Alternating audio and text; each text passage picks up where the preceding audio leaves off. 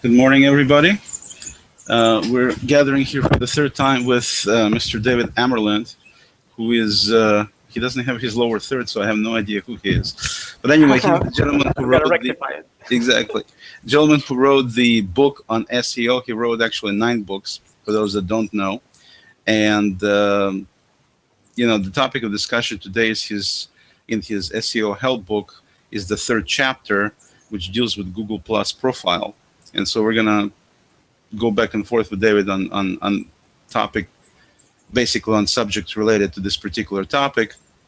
And of course, the first thing we can do is just go quickly through, well, first let me say hello. Hello, David. Oleg, hi. It's really good to see you. Good to see you as always. And so I figured we can start by going through David's profile, which is, what the topic of discussion is today. And right there, it says the very first thing, it says the tagline says that he's an author, he's a speaker, and he's an analyst. So we don't need a lower third. We know exactly who David is by looking at his tagline there in the profile. And of course, everybody has on Google Plus, everybody has their own profile. And David is, well, I want to get into a lot of details about David's profile, but I'll just mention some highlights right now. So, for example, it shows that David's gender is male. So, for those that don't know, it's right there in black and white. He's looking for networking, and that's basically, I guess, all David is looking for. Everybody needs to buy gifts, send them to Greece by September 6th. That's the date, okay, when David's birthday is. and then it says relationship. He is in domesticated partnership. I'm assuming that's Nike. I'm sorry, domestic partnership. Partnership. I said domesticated partnership. I'm not sure Nike is domesticated sometimes. Yeah. So that's that must be talking about Nike, his wonderful white cat. And I guess I can address David as "Hey you" from now on because it says that's his other name. Yes. Is that correct, David? Pretty much. Also, it says that David is into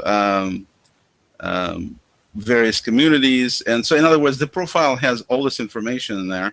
And also, before I make too many jokes, it says that David is into martial arts. So I best quit at that one then, even though he's a continent away.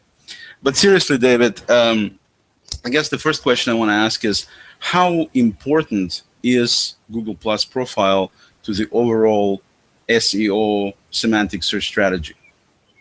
Well, we just a week or so ago, we had a study released by TMU, which was sponsored by Yelp. And Tim is an academic. He used to be a Google fellow. He pretty much said that essentially Google is using Google Plus to favor its own properties.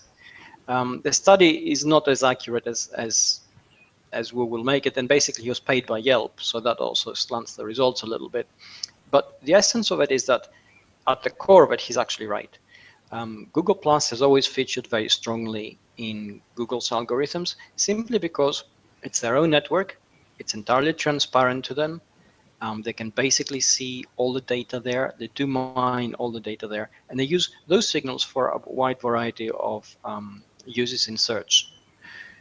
It is critically important. Google Plus is still the only real viable shortcut you will get in terms of search dominance on the web. And I use the word dominance in a very loose sense of the word here. Right.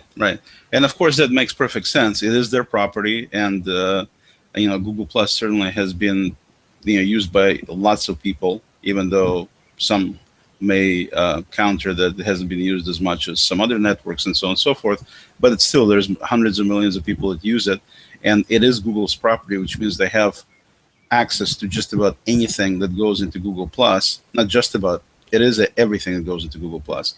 And, profile, we talked about last time we discussed identity and how important it is to create a proper and honest identity on the internet with Google Plus and with anywhere else you might be present, on your website, on your blog, on other social networks, strictly from the standpoint that it's kind of a dual fold. Number one, is you have people who are coming in who might be looking at you, so they get some sort of sense of who you are and what you are, provided you don't joke every other minute like I do.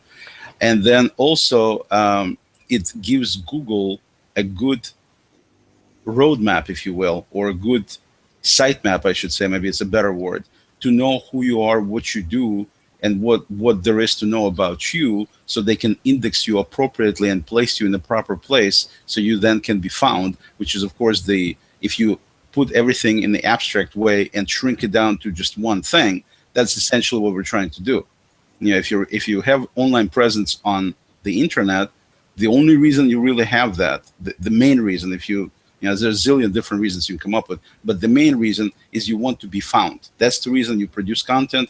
That's the reason you have the websites. Everything else is for others to find you, because there's really no other reason. I mean, some people might say it because you want to sell stuff. Yeah, you want to sell stuff, but you're not going to sell anything unless somebody can find you first. So the finding part is really important, and that's where the semantic search comes in. And of course, that's where, whether you read David's profile or not, he's the probably the foremost authority, certainly the foremost authority from everything I've seen in my research on the internet on that particular subject. So that's why we're discussing this, and that's why if you don't have SEO help book that David wrote a while back, then definitely you can just jump right now to Amazon, and it's easily found, or to davidamerland.com, you can find it there. So going back to your profile, one of the things that I noticed is that you're not just using words. You have things like fitness and martial arts, and so you have some of these kind of keywords, key statements that might show Google things that you do, which make perfect sense. But one thing that struck me specifically about your profile is the fact that you're starting it. If you look, I'm not going to read the whole thing, but I'm going to read parts of it. And the introduction part says, "The world is changing, showing how it's part of what I do. I travel a lot, less than I used to. G Plus is my home in more ways than one. In one way or another, all of us here are part of a vanguard that gets the change that's happening." Okay, and then it says, I'll read a couple of paragraphs. "In my posts, interviews, and podcasts, I add pieces to the puzzle. I explain how each one fits in the bigger picture, how the bigger picture then makes sense. Sense making changes everything." And so to me, it's a very obviously philosophical statement on one hand. It's also a very strong statement in terms of the kind of values that you project, what you're trying to accomplish, and it has a little piece in there about what you do without going to the details and keywords of specifics. It hasn't mentioned, I read basically what essentially is 3 paragraphs, even though the last one is just a sentence, and there hasn't been any mention of semantic search at all. So I wanted to kind of delve a little bit more into that so people can understand, you being a professional in that field, how did you come to write the profile? And more importantly, it's not so much how did you come to, even though that's what I want to find out, is what would you recommend for other people when they look in writing their profiles, which is very important for overall findability and for the whole semantic search concept. How do you go about getting to write this kind of stuff? And I want to caution people that, your profile may not look or sound as good as David's. Partially, he's a professional author. So it's very difficult for us people, in the ditch, in the ditch is a bad word, people on the side who are not professional authors like David is. It's really difficult to write a copy to have the same impact as a professional writer would. So David already has a leg up on other people because of that. But still, I'd like to get his feedback onto the thinking and the steps and the process of how he put together his profile. Okay, some really good points you made there. So let's look at them. The first question really we need to look at is, what is the G Plus profile there to do? Primarily, and this is its primary reason, is to actually help you connect with people. And in order for that to happen, you need to be able to very quickly, very succinctly, be able to explain to them what you do and why you may be important to them in terms of a connection. And let's keep in mind that G Plus essentially is a forum where strangers come together, where they have very quickly to ascertain whether the other person they have met is going to be of value in their journey to wherever, and is going to deliver some kind of information which they can use and actually benefit from. And also they want to sort of get a sense of the personality behind the person, so that they know who they're actually talking to. It's a lot to do, yeah, a lot to get across in a very short time. And the other thing the profile has to do is, from a Google point of view, to essentially give Google a sense of who are you, what do you do, what's your expertise, what are your connections. Now, that's the mechanics of it. The mechanics are always ongoing, and they're a lot more complicated than just keywords. So we have gone away from the old thing where I would go, I'm a semantic search author, I write books on semantic search. Semantic search is my thing, because we needed that, because search engines were dumb. Search engines are very, very clever, and they constantly learn. They look at the interaction. And to give you one sense of this, for instance, they can see who goes to your profile. They can see what kind of people go to your profile from the perspective of their profile and their expertise. And then they can see how long do they stay there, and then what do they do next? Do they decide to follow you? Do they decide to follow one of your collections? Do they go to one of the links which you've actually included there? And Google Plus is unique almost in that it allows you to actually create links from your profile to a website which is outside Google Plus, to a community in Google Plus, to a product which you might be selling. So you can actually include all this, and Google can see it. So in this kind of pattern of very rich activity, we get a very similitude of the real world connection. So if I were to meet you, for instance, in a social environment, and you happen to give me your card, then, you know, depending on what you did and what I have to do in future in terms of my professional needs, I would look at your card and perhaps give you a call. But that intent, that action would be precipitated by my assessment of you as a person. Are you likable? Can I get on with you? Do I trust you? And this is the key thing. So essentially, we have that in a digital environment. We suddenly have profiles, which, if they're not written, if they are written in the old sense, or, you know, here I'm going to bludgeon you to death with a lot of keywords to convince you of my expertise, etc. Well, they're not going to work. They're not going to work for search, and they're certainly not going to work for the human viewer. So, for instance, if we do have that kind of profile written up, and Google can see that 1,000 people went there and nothing happened. They didn't follow you, they didn't go to any of the links, they didn't click. Well, that's a signal. It's a signal that what you've written there is a big turnoff. And that's before they get into the analysis of perhaps keyword stuffing or linking to a website that's pretty much dormant or almost dead. So we can see that it's very much a live profile. It's very much of what you do. It's almost a calling card. So you have to be able to think of the human viewer who will see it first. Think of how you're going to impact on them.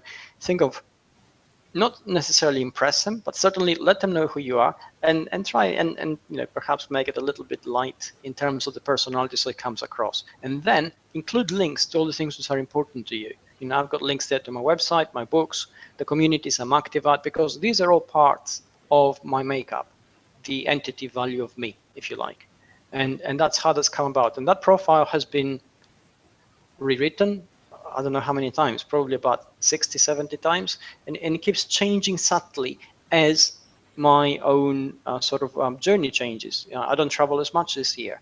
You know, if you came to the same profile a year ago, it would have told you that I'm a digital nomad, because pretty much I was living out of a suitcase, going from airport to airport and country to country for a fairly long time.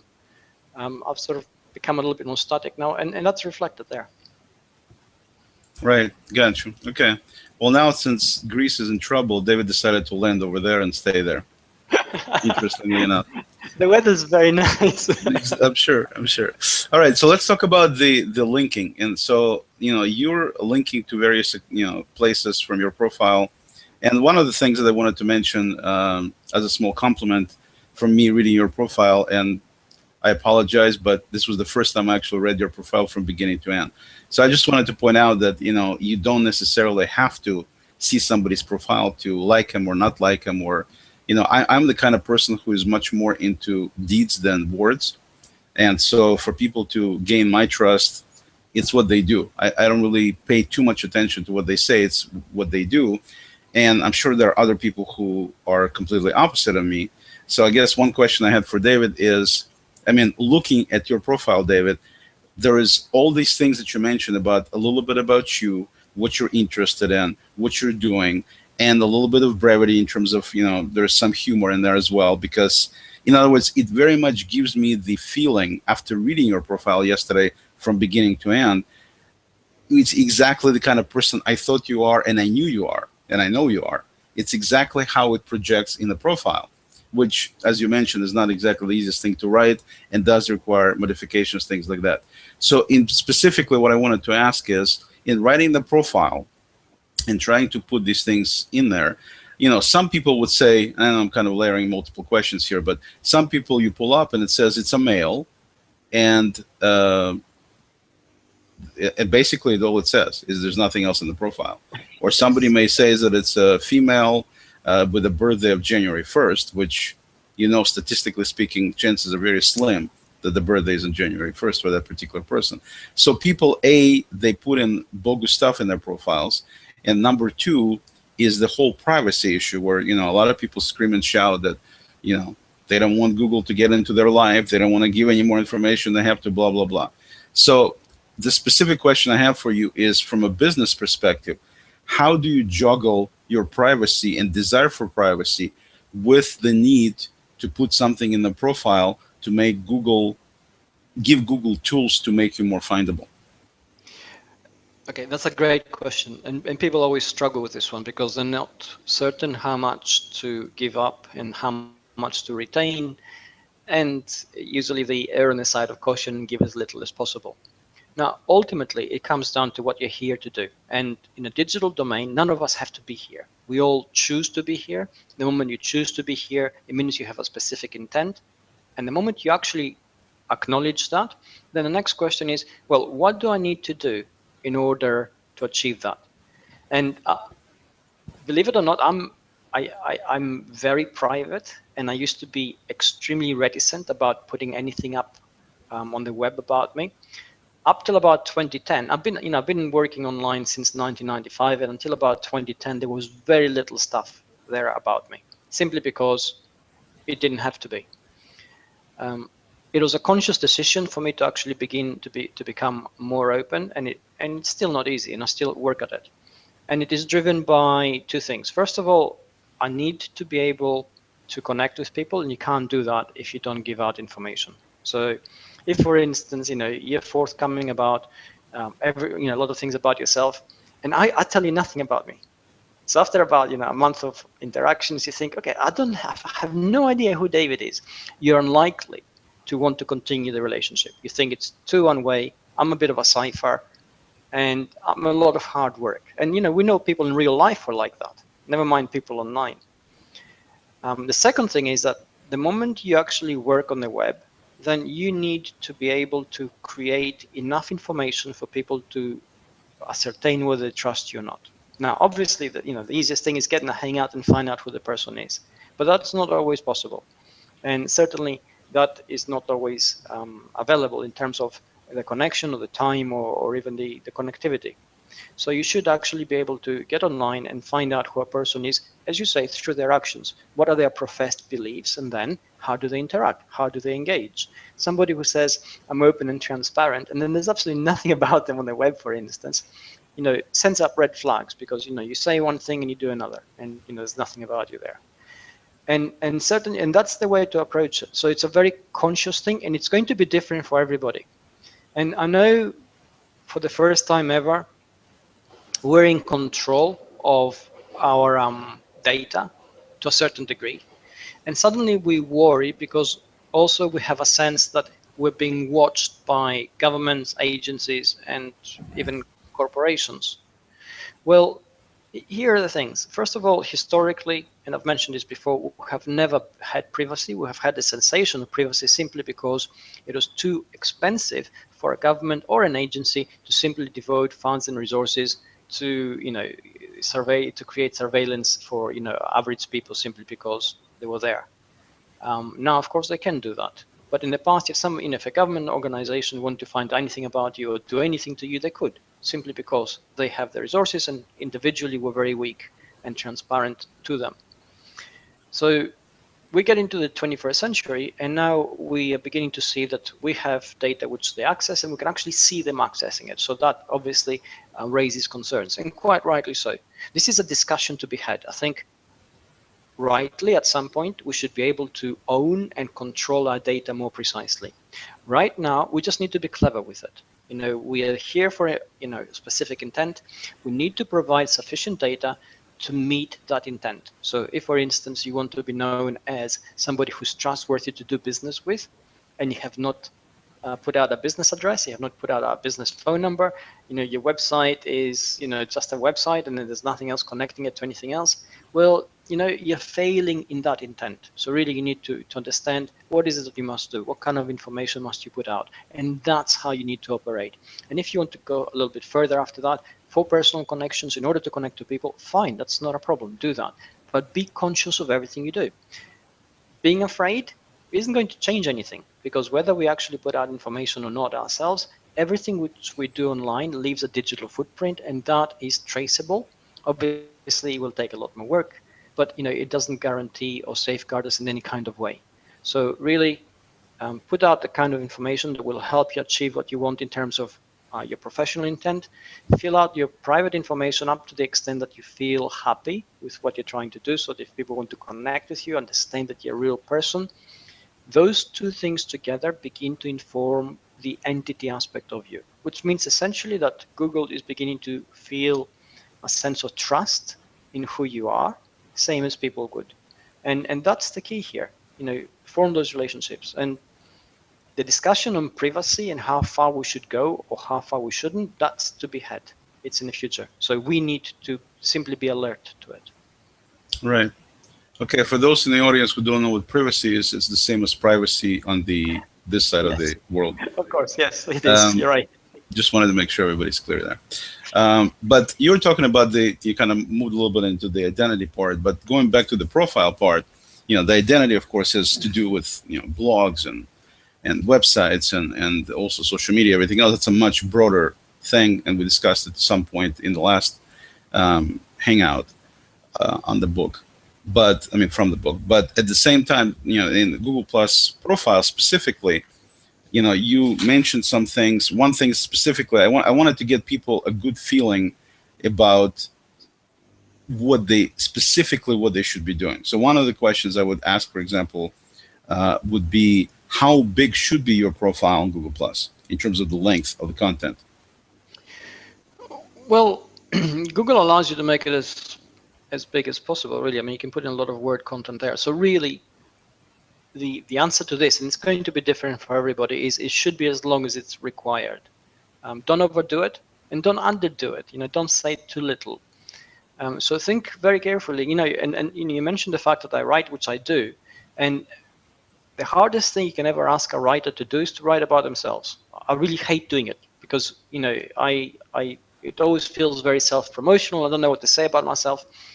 So my profile has probably given me one of the hardest tasks which I've had to do over the last 3-4 years. And I constantly look at it, constantly rework it. I'm always thinking, I'm stepping outside myself and thinking, okay, if I wasn't who I am and I came across that, does it explain what I do? Does it help people understand what I do and why? Does it help them understand my posts and my weird sense of humor sometimes? And if it doesn't, I try to tweak it a little bit. I try to rework it. And it's a constant work in progress. So essentially, don't think, oh, I've got to write 500 words. No, if you can do it in 250 words and it's fine, no problem. But if you can do it in 250 and it's fine, don't do it in 100, because in 100 it's not going to be fine. So really, be conscious that essentially you're creating a real live calling card, both for a search engine, but also for the human connection. And that's the way to approach it. Yeah. And so it's one of these deals where obviously you can make it to be as fairly rich in terms of content, because even though you can't insert pictures and videos, you can link to them. And so I think that makes a huge difference there. And I think a lot of us have a problem writing about ourselves. People who don't have ego problems, would have a big problem writing about themselves. People who do have ego problems, that's a whole separate deal. We're not going to talk about those. So it's one of these deals where typically you don't usually try to put yourself up on a pedestal, and so it creates a problem in trying to write something, because you have to do something that would be positive, because it's a common sense thing. Why would you write something horrible about yourself? You wouldn't. I mean, or about your business, I want to say. And so with that being the case, you want to be positive, you want to be honest, but at the same time, you want to be positive at the same time, because again, the purpose of writing whatever you're writing is to get somebody to, like David says, to trust you and to potentially like you enough to do business with you. And that's the kind of basic formula. And if that's the case, if you write anything negative, you're turning people off, you're not turning them on. So you need to write something positive, but it needs to be honest and it needs to be compelling. So let's just use the 250 words as an example David gave as the kind of a specific, at least you'll have a number you can use to write your own profile.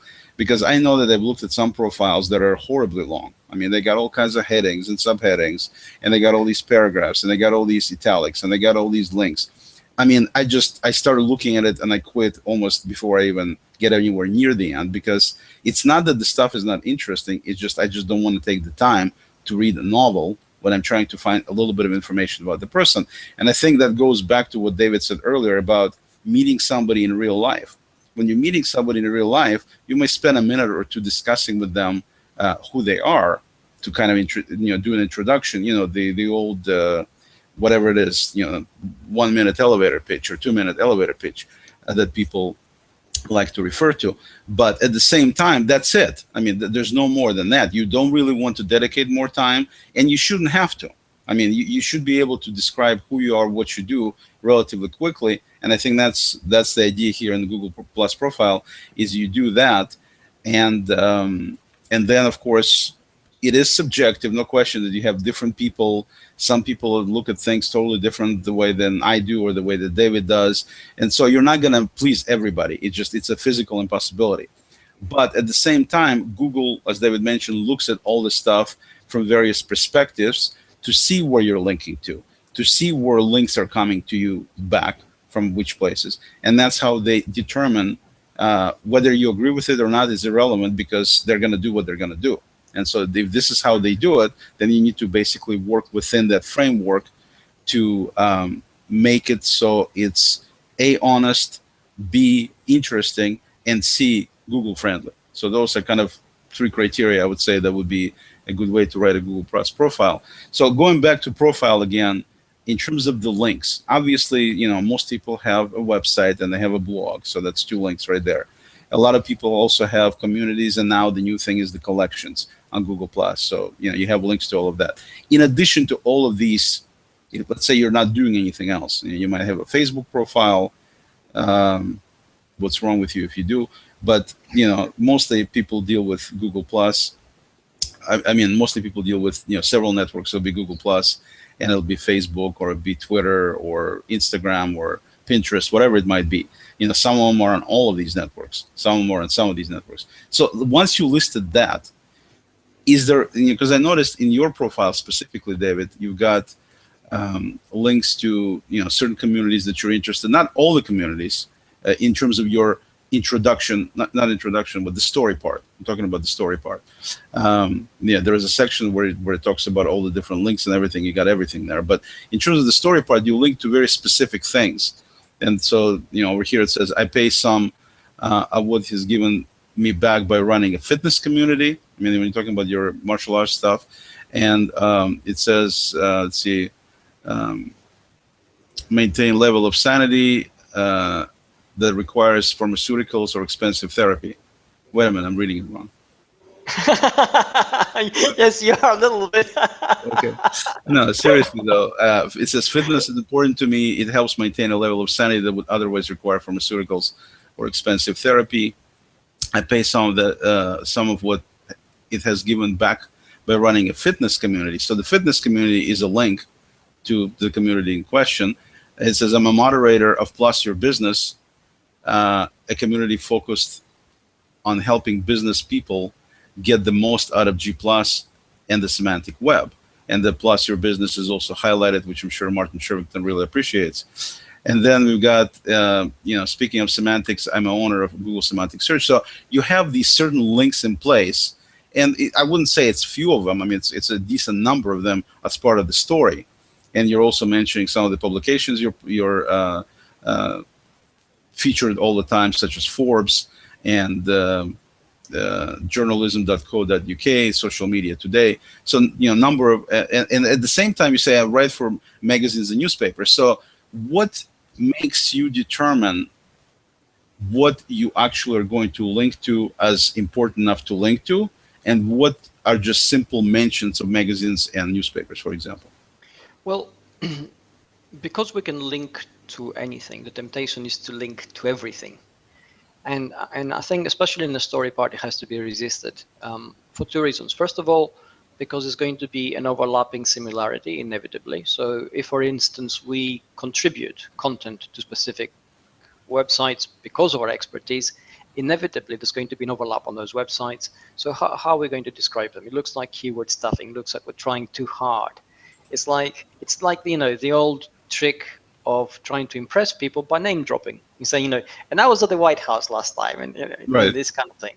So basically, that should be resisted. And certainly, you include the kind of things, almost as in highlights, that fit in with the broad picture of what you do.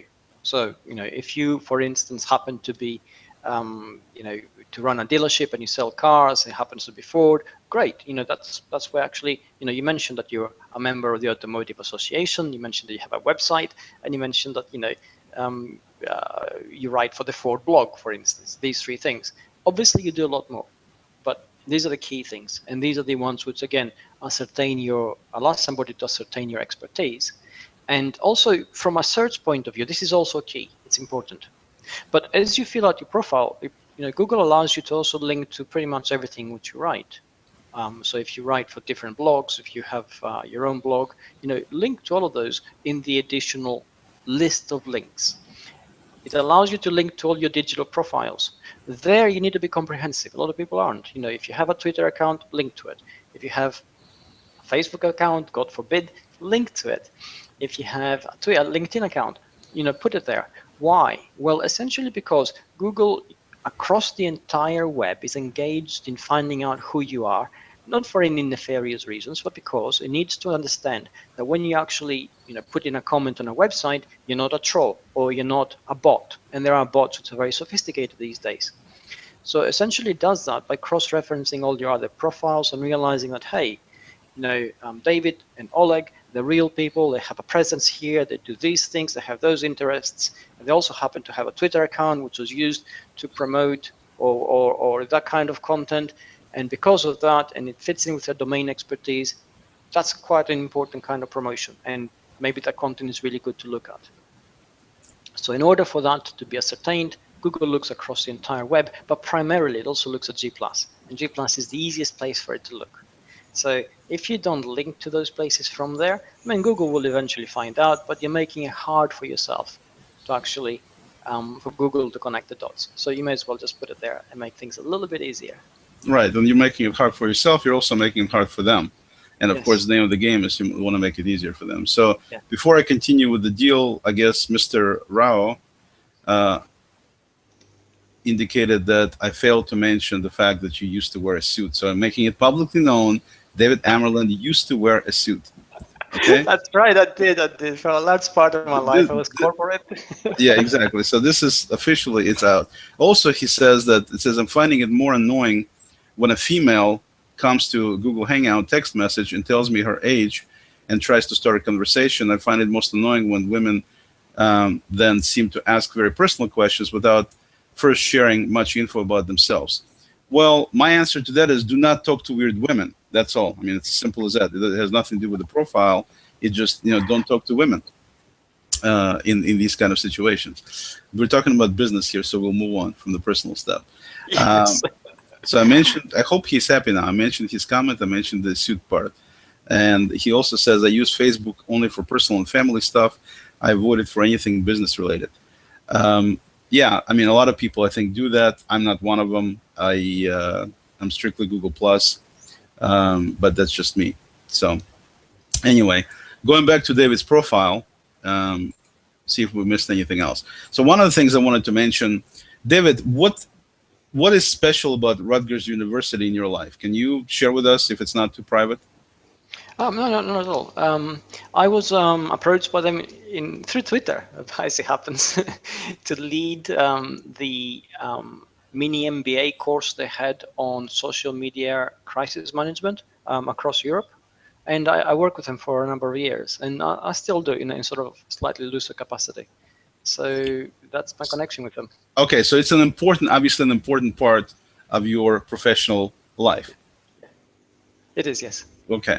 The reason I bring that up specifically is because in some of the events I have been part of section of the story, it's got all these different things in there. And, there's some things like SMX East and SMX London and, Shanghai, APAC, executive SEO and social media. There's all these things which I have to believe definitely have links. I mean, I just have to believe there are definitely links to go with them. But the only link you have in that section is Rutgers University. And I wanted to specifically ask you why that is the case, if it's intended or if it just happened to be. Oh no, it's actually intentional from my part. And here I'll just simply exercise my own sort of right to give a link to somebody. And this is one of the powers we have within Google+. Now, all the events I attend obviously have links there to them, but I always find it a little bit boring when you have a long list of things and you link to them. You expect people to go there and be impressed because you've been there. You've been to them, okay? So it's fine. It should be part of your resume. Now, Rutgers University, for all their forward thinking in many areas that have to do with digital, on the web they've always been very reticent, and they haven't had a team to do anything with. So they'd be left out in the lurch. So wherever I could, I also mentioned them and gave them a link, and I did that for a while. Okay, I thought it was because it had special importance, special meaning. That's why I was the only one. Okay, it makes sense. They're really cool people. I really like them. One of the things I wanted to also mention is that David, in one of the paragraphs there in the story, it says, I give about 50 talks, speeches, and presentations each year and hold an annual seminar on SEO and social media, details of which you can find on my website. And even though that particular comment, details of which you can find on my website, is in parentheses, the website itself is a link to David's website. And so when you look at it visually, you can see that it definitely stands out. So that's one of the things I think people should consider when they do their profiles is think about what you make to be a link, because if you make it to be a link, it winds up being bold and winds up being blue, which means if you don't have a ton of other links next to it, it'll definitely stand out. So at least visually, you're automatically getting people's attention. Anything that stands out, no matter what you're using, winds up being focus of attention. Okay? And misspelling, by the way, is not a good way to do it. Just we've had a previous discussion with David on that topic about misspelling things to get attention to. We did, yes. And stuff. So in this case, we're talking about having something that's either bold or colorful or bigger size. I mean, that's how usually you make something stand out. And in this case here, Google gives you only a certain ability to format your stuff. I mean, you can't change font sizes or change it to red or anything like that, but you can put in links, and when you put in links on words, it makes them bold and makes them blue, and of course that makes them stand out from the rest of the black text. And so, David, I wanted to take quick comment from you on that. Is this also part of do you think it's a valid point I'm making about emphasizing some things by putting links on them to have dual purpose? Number one, you're getting people's attention. Number two, you really want them to go to this particular entity, which in this case happens to be your website. Yes, definitely. I mean, like any kind of digital property we have on the web, it's got a sort of a double life, if you like. It's there to help us promote ourselves and achieve digital density, so we actually become more real. But at the same time, it gives us the ability, and Google Plus does this beautifully, it gives us the ability to actually link to other people, other websites, and promote them through our profile. And if we do our job right, that actually works for them. So having that in mind, bearing that in mind, when we actually fashion that profile, let's keep it at the forefront, because essentially, we're all multi-layered people, multi-layered beings. We don't just promote ourselves, we can promote a cause, we can promote something which we're very passionate about. It could even be, a museum or an orchestra, whatever it is. This is part of who we are as people, and somebody visiting our profile will actually see that, and definitely Google also sees that and ties it in with everything else which we do in our activities. Excellent. And so, looking at the story part, we have, Google has some headings, like they have contributor to, other profiles, things like that, which you don't really have any control over, other than you're putting in links to what these entities happen to be. But I noticed that also you put in your profile, in the actual story part, you created your own headings, somewhat similar to Google's, where you have things like official advisor to my books, some of the events I have been part of. So it's kind of similar to what Google has in terms of contributor to other profiles. Is there any particular reason why you wanted to segregate? Well, it's navigability mostly. I mean, I think it's hugely ambitious and certainly egotistical to expect everybody to get your profile and read it from top to bottom, absorb every word, and go away knowing everything about you. I mean, we don't operate like that. We scan things, we look at things which Right. are pertinent to us. So in creating a profile, let's think of the potential reader getting there. They just want a flavor of who we are. And if we make it easy for them to actually go to the right paragraph or the right chunk, take what they want and move away, that's great, because that's, again, the way it should be. When you meet somebody in a social situation, you don't say, well, I was born on the 15th of July, 1886, for instance, and go from there and start the entire history of who you are and how, because, we don't do that. Okay, we just bore people to death.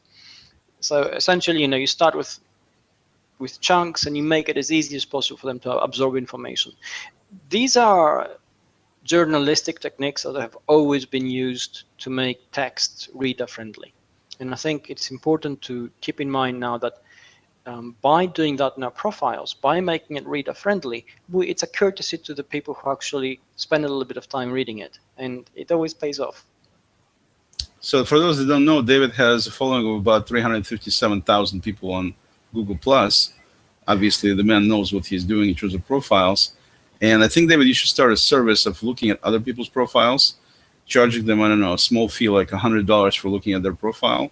And if they want to get to the same level of following, then they just need to learn how to write books and do the same thing you're doing, I guess. Yeah, those small details, yes. Exactly. And so going back to seriousness again, I looked at one section there. It says official advisor to Derby. Do you think it's, I mean, obviously you used it, but do you think people should be, if it's something as small as even one item, it still makes sense to put it as a separate section because of the importance of it? Or how do you look at that kind of stuff? Well, that's, yes. I mean, and everything has to be there for a reason. So essentially, Derby is a project to which I was hired initially to consult with on search and social media, and I've sort of increased my involvement with them because they are fitness related and sort of clicked, and I like what they do. So by putting on my profile, I essentially create a certain degree of transparency. So when I promote part of the stuff which they do, I don't do it because I'm paid to promote it. I do it because I believe in what they do and it actually resonates. But at the same time, behind the scenes, I'm advising them actively on what they should be doing in terms of search and what they should be doing in terms of social media. So it was important for me to actually have that connection there so that people actually understand that. Okay, sorry, maybe I didn't word the question well. My question was specific in terms of not so much that your relationship with Derby, but the fact that you have a separate section and only one entry in it. That's basically what I want to know. You're thinking about doing that kind of stuff. Well, it's that important. I mean, there's an important thing for me to actually have that degree of transparency, which is why, and essentially that's how we use our profile. We use our profiles to flesh out the things that are important, and they're important not just to us personally, but also important in terms of our activity. So somebody looking at my profile, for instance, will say, that's why he does that. Because I usually put out about 50 posts on semantic search and trust and e-commerce on the web, and maybe 1 or 2 posts about fitness and therapy, for instance. Mm-hmm.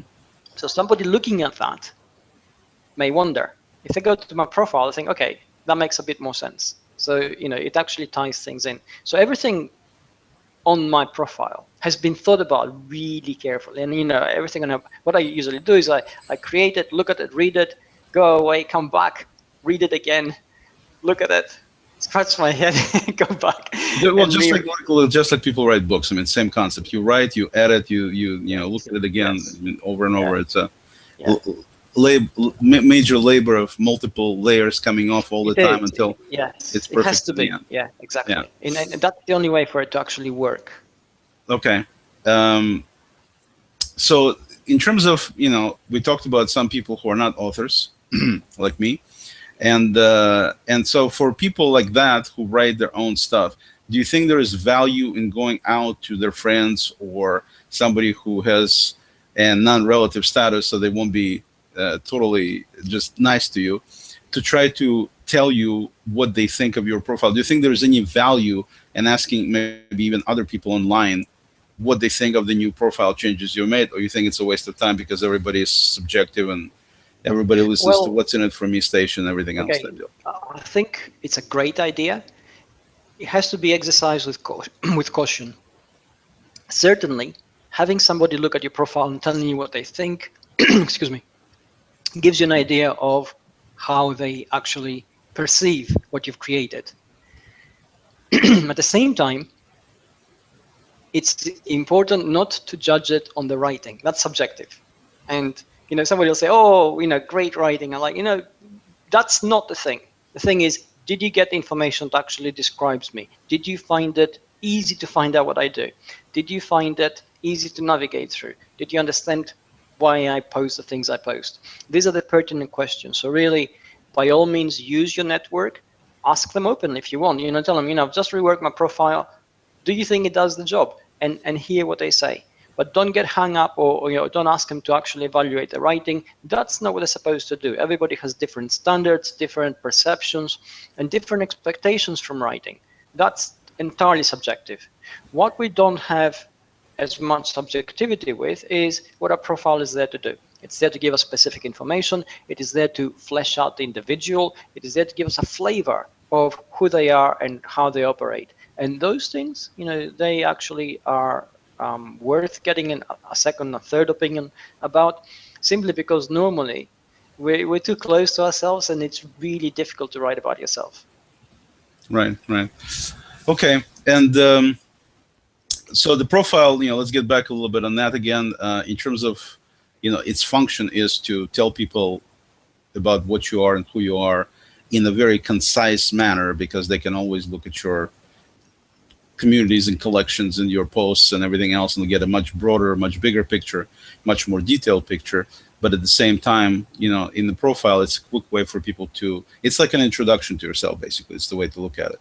Yes. And so that's why it needs to be not too long, cannot be too short, because if it's too short, then, what's the point? You might as well not even have anything if you're trying to avoid anybody knowing anything about you. So the idea is, don't do profiles that simply claim that you're a male born on January 1st or something like that. And at the same time, don't make them into novels, because nobody's going to read that.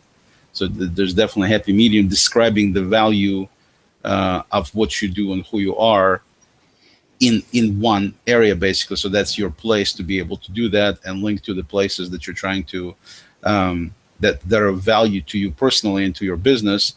And potentially, even if you're trying to promote somebody, maybe not necessarily as a value to yourself, but something important to you, it's also another indicator that of who you are.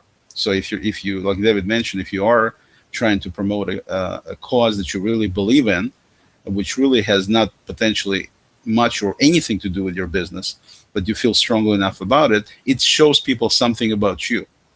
If, for example, you're totally into, supporting PETA, and you have a business where you do plumbing, obviously PETA has nothing to do with plumbing, but at the same time, it shows people that you're obviously a caring person about the animals, much more so than normal, because that's what you're supporting. And so, that I think that's an important thing to also make mention in there, to give, like I said, it's an introduction. So that's the easiest way to look at it.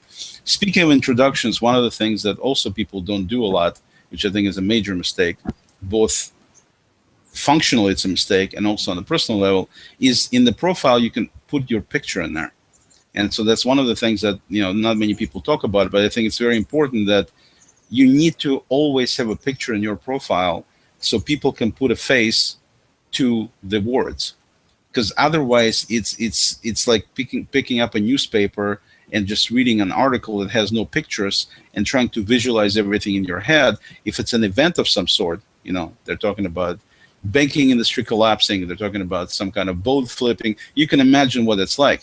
In terms of people imagining what you look like, it's a totally different deal. Nobody can possibly imagine. I mean, a lot of times you read books, you talk to people, and you're like, when the movie comes out, you're like, oh my God, that's totally different than what I thought it was going to be. And the reason is because we make these perceptions without actually seeing, you need to see the stuff. And so I think it's really important to have a picture. I think it's important to have a picture of you as opposed to having a picture of a flower as your profile. David, what's your take on the picture situation with profiles? I totally agree. It has to be there. We're hardwired to connect with people, and we're even more hardwired to actually connect with a face. The moment we can actually clearly see a face, eyes, mouth, human face, we connect to that. And, rightly or wrongly, we tend to empathize with that. And, to actually give you an idea of how important it is, there are a couple of people in Google Plus whom I've got fantastic relationships with. And personally, I have had to overcome my reticence to connect with them based simply on their picture. And why? Because they have an overly formal picture. And, despite the fact that I work for a large corporation for a huge part of my life, I'm essentially a little bit anti-establishmentarian. Anybody who comes across high and mighty, whether it's a label or a suit or something, it riles me at a personal level. And I'm aware this is a fault. I'm not saying this is a good thing, and I'm aware of it. So having seen nothing but their picture, I get annoyed, and I didn't want to connect with them. And they're perfectly great, really good views.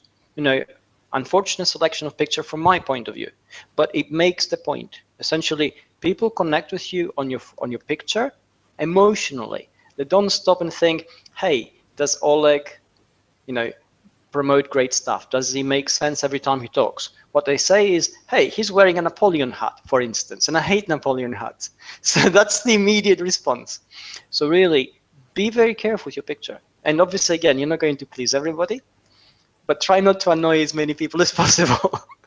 Yeah, basically, I think what the deal is a lot of people, including yours truly, hate their pictures. And you can complain to your parents all day long; it's still not going to change anything. And so, with that being the case, it's something you put up there, and something you have. And I think if you just have a regular picture, you can obviously find the picture that you actually like. There has to be one of them out of millions that we take these days that you at least somewhat like. And you post that, and everybody always comments when I get into Hangouts. Everybody always comments how nice my kids look in the background there. Well, that's the reason. One of the reasons I do it like that is because so you don't have to look at my mug. But seriously though, a picture does make, I think, a difference. One of the reasons I said that it's functionally important is because a lot of times you go and you look for people like Oleg Moskalansky, and you're not going to find anybody but me. There's just nobody out there. If you start looking for even people like David Amerland, which is not exactly the most common names in terms of name and last name, you're still going to find more than just one. Okay? And so functionally, that's what I mean by functionally being needed to have a picture, is if you know what David looks like and you don't have any of the pictures, all you have is the little profile icons there, you have no idea which David Amerland to pick, which one to plus mention, and you end up mentioning the wrong people, you end up talking to the wrong people. It doesn't functionally work unless you have a photo in place. And then photo at the same time, in addition to being able to show who you're looking for, at the same time, because a lot of times you get emails, you get different things where the profile pictures are there, and then you can identify when you're trying to plus mention somebody.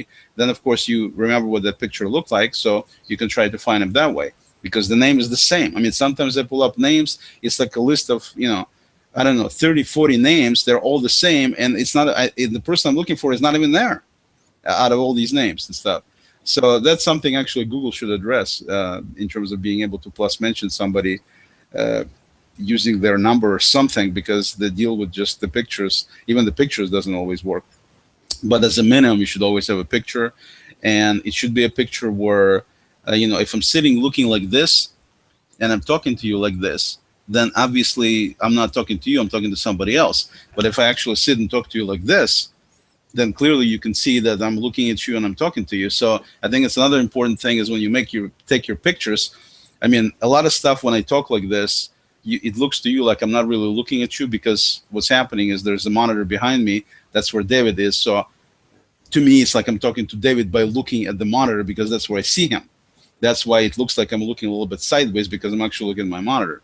But what you want to do when you do Hangouts, there's a Hangout tip for you, is look in the camera as much as you can, because then people get it looks to them like you're talking to them like you would do it in real life, because you're looking straight at them so they can see it. And I think in the regular pictures you put in profiles, same thing. Put in a picture where you're looking directly into the camera, so it makes it much more personal that way. It's best to use a picture which is basically a picture of your head, because if you take a picture with you and 20 other people sitting somewhere, near the forest, and it's taken from 100 yards away, you might as well not have anything, because nobody will be able to see you in something that makes a tiny little icon. And so it needs to be your head, just crop it to the point of the head, and it needs to be looking preferably there. And, in terms of sunglasses, hats, whatever, I mean, like David said, some people will like it, some people won't. If that's part of your personality, if that's what you're trying to project, keep the hat on by all means. I mean, there's nothing, if that's you, that's you. Nothing wrong with that, in my opinion. But at the same time, don't go obnoxious. Don't try to be a funny guy or funny lady taking a picture because it's, cute, or because it's whatever it might be, because that's the impression people will get when they look at it. They will be looking at that even more so than looking at reading your profile potentially. So I think the profile with the picture is an important thing to be, basically be together.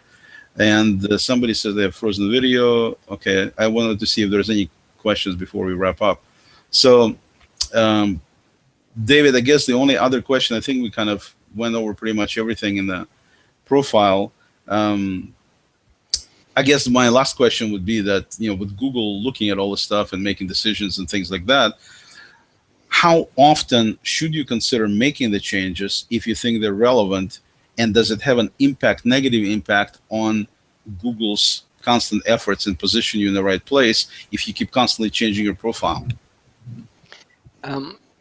Well, the profile is a living document. So essentially it should evolve as you do, as your connections do, as your expertise does. Now, in terms of how Google sees frequent changes, well, we must keep in mind that essentially it also quantifies the changes. So if, for instance, in a 300-word profile, we change 250 words, well, that's a significant change. If in a 500-word profile we change 100, well, it's not. And then again, depends on what have we changed. Have we changed the part where we throw in some extra keywords in something new, or have we simply modified something else, or have we added new links? So essentially, it looks at everything in great detail, and then it ascertains that, and this is the important bit, in relation to what it knows about us. So if, for instance, I go tomorrow and edit my profile, and let's say I link to a second-hand car dealership on the web, a link to Ford, and a link to, perhaps somebody else who does something about cars. I've never done anything like this before. I don't post about cars. I'm car agnostic. Although I love looking at cars, I'm not into them in a big way. So Google would see this as a false flag. It would want to know, why did I do that? And immediately would begin to actually look at my profile under a different kind of lens, because it will want to know, is this part of a pattern? Am I changing my behavior? Am I perhaps being paid to put links there?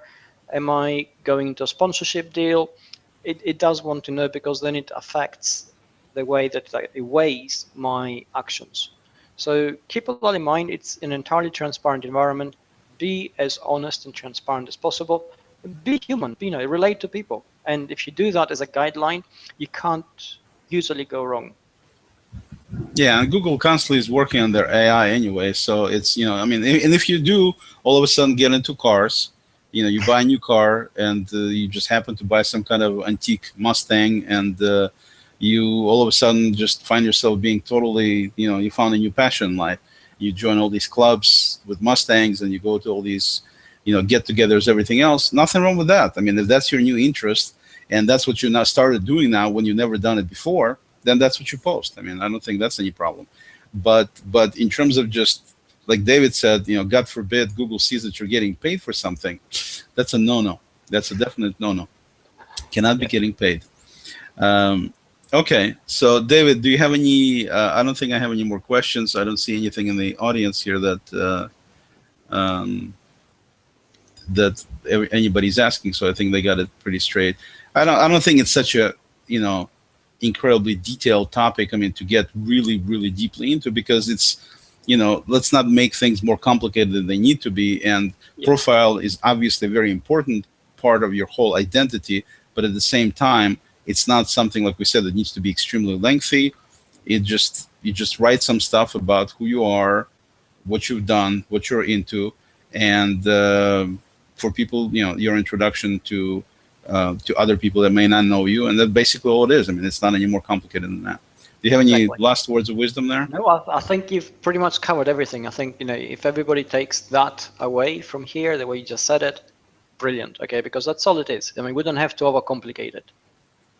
Exactly. So with that being the case, I need to jump back in my profile and make major changes with everything we discussed today. But other than that, I want to thank David Amerland sincerely for joining us today and for continuing with this quest on his wonderful book, SEO Help, which to me, any business owner who is interested in saving significant amount of money, actually, if you look at a lot of SEO changed dramatically for the last few years, and if you look at SEO landscape in terms of, there were a lot of companies that, if it wasn't a family-friendly show, I'd call these companies something other than companies, that have done a lot of damage in terms of really taking advantage of people who don't know what SEO is, what it's supposed to do, and basically just really charge people enormous amounts of money for doing the SEO work. In some cases, they did a decent job for them. In many cases, it wasn't anything but just taking the money from people who don't know as much as you do, potentially. And so SEO kind of became a dirty word in many ways. And I've come across a number of companies that did SEO not exactly ethically. Let's just leave it that way. And so I think David's book, SEO Help, for anybody who is in business, especially small businesses that can afford to pay thousands of dollars a month for quote-unquote SEO, they can get this book. The book is, what is it, David, like $11 or something, $12 on Amazon? It's very inexpensive. Yeah, I think it's about 15 or 18, something 15, like that. okay, so it's under $20 for sure.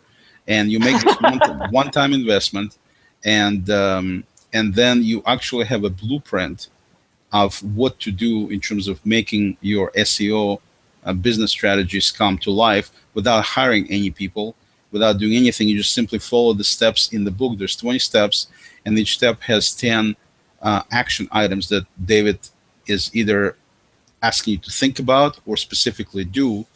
And obviously every business is different, but the blueprint for what to do is right there. So you simply go through chapter by chapter and you handle all these action steps. And at the end, you'll have a strategy for SEO as good, if not better, than anybody else could bring to you for practically nothing. It's almost like, I mean, it's unbelievable in my view deal in terms of you do spend some time. I mean, I'm not trying to say that you'll be able to do it in one evening or anything, because there's quite a bit of stuff that needs to be thought of, strategized, and then done. But at the same time, it gives you everything you need to put together a potent and functional SEO strategy for your business. And also, if you join the community, David has the community online specifically for people who have SEO Help book. And also, there's some videos in that community, including this one. And also, there is a tool that we developed specifically for people who have the book to help them keep track of what they're doing, where they're at with all these action steps. So if you're interested, by all means, check out the community. If you don't have the book, you can definitely get it from davidamerland.com or from Amazon, as well as a bunch of other quality retailers.